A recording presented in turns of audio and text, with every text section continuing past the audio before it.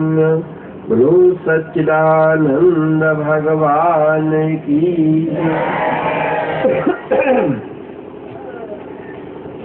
श्री सतगुरु भगवान जी के प्यारे दुलारे संत जनों, धर्मानुरागी सज्जनों, माताओं बहनों, प्यारे बच्चों, आज बड़े हर्ष की बात है कि इस कलिकाल के व्यस्त जीवन में रह करके भी आप संत दर्शन सत्संग श्रवण करने हेतु आप इस पंडाल में एकत्रित हैं। श्री ब्रिज किशोर साहू जी साल में 50 टेलीफोन कर देते हैं, आओ आओ आओ। और आप सदगुरु भाई महाराज जी की प्रेरणा से पिछले वर्ष से इस कार्यक्रम को शुरू किया। इस वर्ष बसंत पंचमी के शुभ अवसर पर श्री परमपुरी धाम में सभी गुरु भाइयों के आग्रह से यह कार्यक्रम निश्चित हुआ।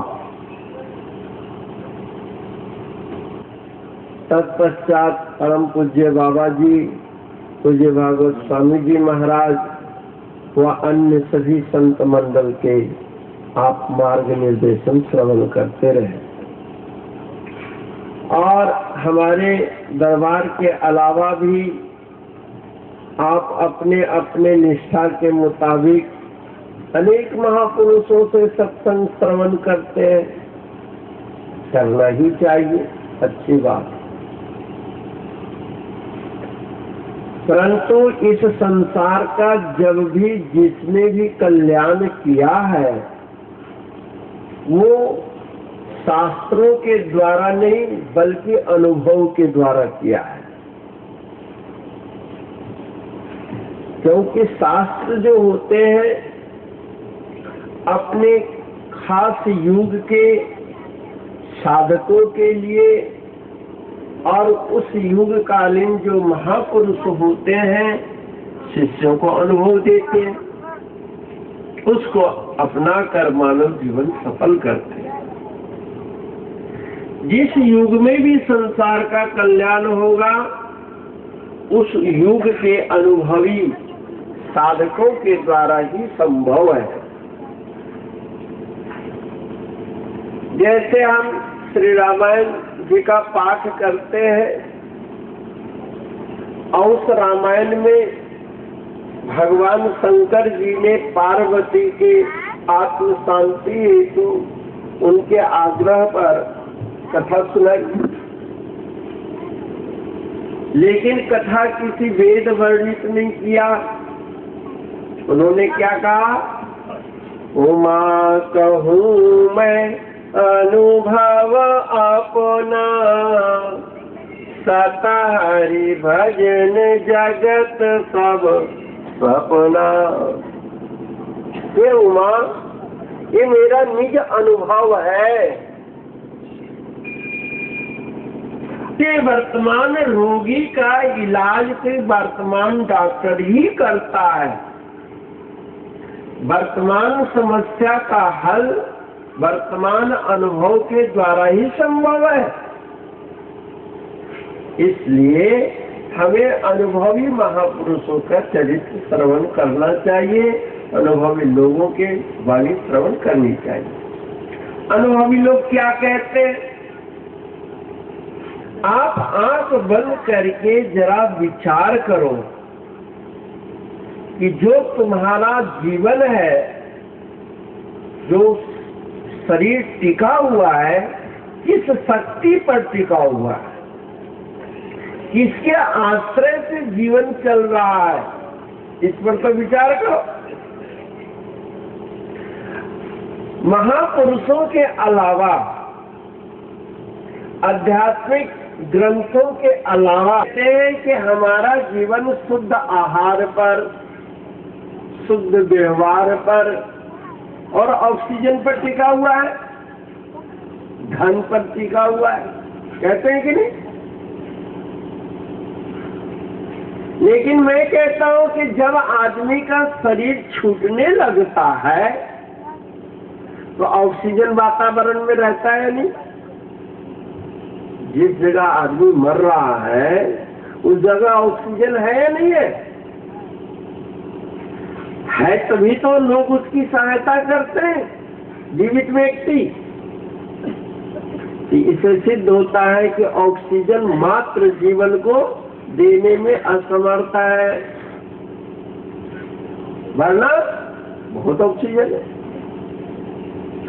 आपके दाल रोटी पर जीवन टिका हुआ है, तो क्या जो आदमी शरीर छोड़ता है उसके घर में दाल चावल साग सब्जी मिर्च मसाला नहीं होता? हो जाती है। क्यों? अंतोगत्वा महापुरुष यह कहते हैं कि तुम्हारा जीवन किसी अदृश्य शक्ति के अधीन है।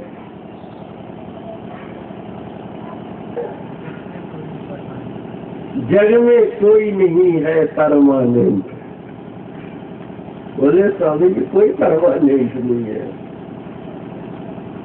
सबके उखड़ जाएंगे तंबू और टेंट। इस शरीर को तंबू टेंट कह रहे, ये सब उखड़ जाता है। हमने प्रभु का सिमरन करो, कील को मजबूत रखो। मैं चले गया बिलासपुर सत्संग करने, अभी 18 घंटा भी नहीं बीता कि पता लगा कि वो शरीर छोड़ गए। अरे क्या हुआ भाई?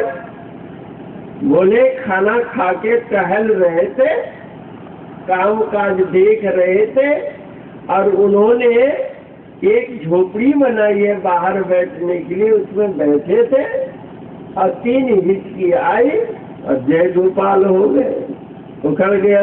ये तो बहुत अच्छा होता है मृत्यु, परंतु स्वजन समुदाय के लिए बड़ा कष्टकारी होता है, निषाद भरा होता है। और ये युगों से परंपरा चल रही है, युगों से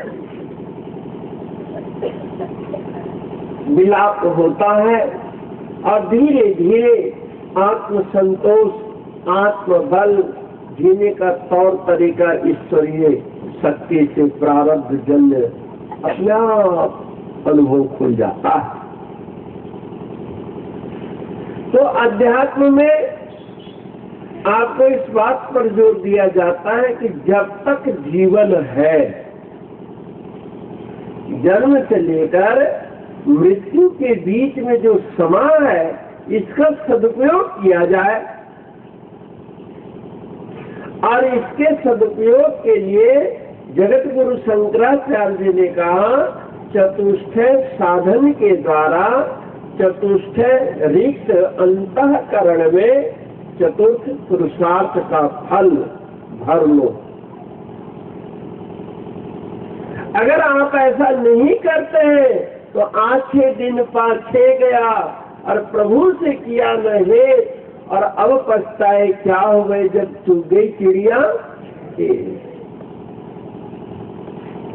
एक आदमी ने मुझसे कहा कि स्वामी जी एक बात बतलाओ। मैंने क्या बतलाया भाई? पूछो। बोले कि जब परमात्मा कण कण में व्याप्त है, तो जो शव है, मृतक शरीर है, क्या उसके अंदर परमात्मा नहीं रहता है? सब में तो ईश्वर व्याप्त है।